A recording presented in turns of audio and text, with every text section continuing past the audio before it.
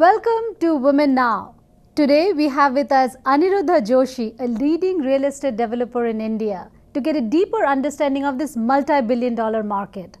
Then we talk to Renu Dillon, who most of you may already know for her various initiatives in the Bay Area. Do you Facebook? Well, who doesn't? Recent studies show that users spend more time on Facebook than Google. So we bring you details of a new and happening app on Facebook. It's another exciting day here at Women Now, so don't go away.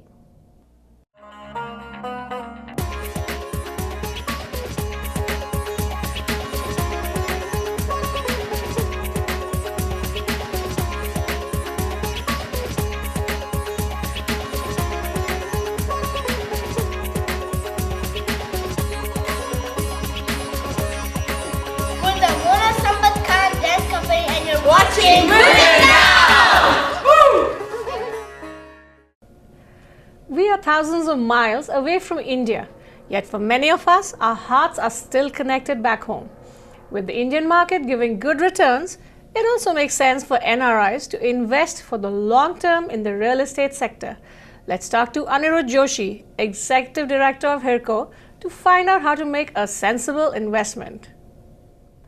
So Aniruddha, this was such a buzzing and booming industry a couple of years back. It was supposed to grow at 25% a year, and now we hear stories like projects delayed by 2 years. How would you describe the real scenario?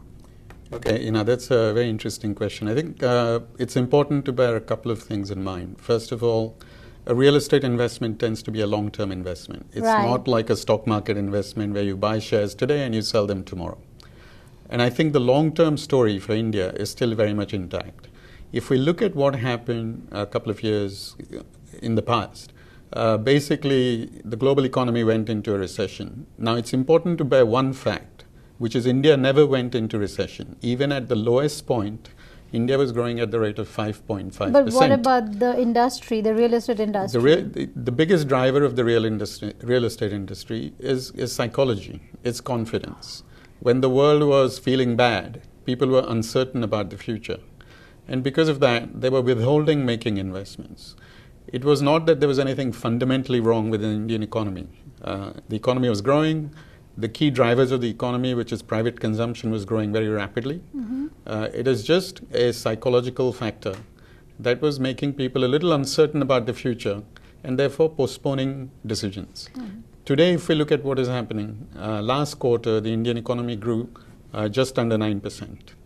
65% of India's economic growth is driven by people buying things, people going into shops, people spending money in restaurants, in cinemas, buying property, etc. It's inward consumption. It's a private consumption-driven And we have a lot of people doing that. Exactly. It's very much an economy like the US economy in that sense. If you look at, for example, the Chinese economy, it's driven more by infrastructure, it's driven more by exports, whereas the Indian economy is driven by an average Indian walking into a mall and buying something. Confidence has returned, and it's returned quite Is that quite for strongly. buying homes or in making an investment in different areas? How would you describe a couple of these very rewarding or high return investments that Okay, one can make? let's look at the different segments.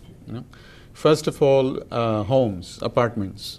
Those have come back to their pre-recession levels in areas where there is strong economic growth. So in the outskirts of major metros. So for example, Panvel near Mumbai, the Mumbai-Pune belt. Outside of Chennai, where you see a lot of investments in Sipcot, Oragadam area, where you have Nissan, you have BMW, you have Motorola, you have Hyundai, companies like that investing. So you have these pockets of very high level growth. And in those areas, certainly, real estate has come back to what it was. And of course, underlying all of this... So you mean investing in projects that are in any of these areas would be good returns? Yes, those would be long-term. But it's not easy to attractive. really find these investments. We are so far away from India. How do we really know? And one more thing I wanted to ask you about investing in suburbs, because I keep hearing that more NRIs want properties not in the metros because it's so congested and polluted. How about the whole infrastructure in the suburb? Can you just explain that when you have a development in the suburb, how easy is the access and the infrastructure there itself? That's a good question, Ina. Let me take our own developments as an example. What we do typically is we look at an area close to a metro. So you have the advantages of the airport, the railway station, people, entertainment, etc. Yet we are far enough away to be able to get a large piece of greenfield land. So tell us few areas and few opportunities that an NRI can jump in and not worry about where their money is going. I mean, it's a good investment opportunity. I would say, study three things. First of all, the developer. Does the developer have a presence in the US? Can you pick up the phone and call that person during your daytime as opposed to in the middle of the night trying to reach somebody in India? Does the developer have a strong track record? And do they have a sound balance sheet? So first of all, look at the developer. The second thing is look at the location. Location. Look at major cities, growth areas, areas outside of those cities, so you can still buy quality at an affordable price. Mm-hmm. And that's where the growth is happening. And then the third thing is, decide what your investment criteria is. What is your investment horizon? As I said at the beginning, don't expect to make money in 6 months, or don't expect to make money in 9 months. But be there for 3, 4, 5 years. As long as it's not a one-way traffic, it goes and it never comes back. Absolutely. Well, that's all we have time today. Thank you. Some people buy properties in India for sentimental reasons, some buy as an investment, and some combine the two. Whichever category you belong, we've gained some valuable insight from the Indian real estate market today. We'll be back with more after the break, so grab your refill of chai and don't go away.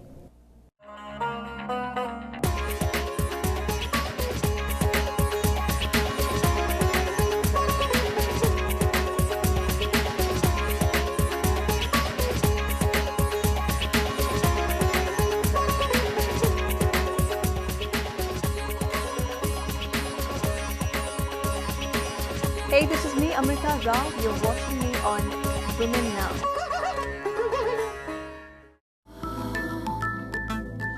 Hiranandani Palace Gardens, your home in India. Residences, offices, schools, hospitals. Shopping in tranquil green surroundings. Chennai and Panvel, locations from Hirco, India's leading developer. Experience the luxury and convenience. 1 to 4 bedroom apartments starting from low 50,000s. Call today on 1-888-628-4080. Email at us.sales@hirco.com. Conditions apply.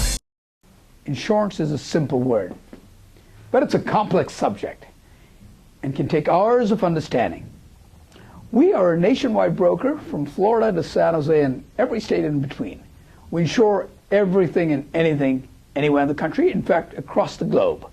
From visitors insurance to travel medical to group medical benefits, workers' comp, general liability, directors and officers. Next time you think of insurance, whether it be your auto, your home, small business, or large corporate account, do give us the opportunity to serve you. Contact us at insurer1234.com, at g1g.com, or onedayevent.com. We had a great time bringing these fun stories and people behind them. We hope you enjoyed the show too. Make this your platform. And don't forget to write us at info@womennow.tv. And we look forward to seeing you next time. Same place, same day. Have a wonderful day and a week ahead.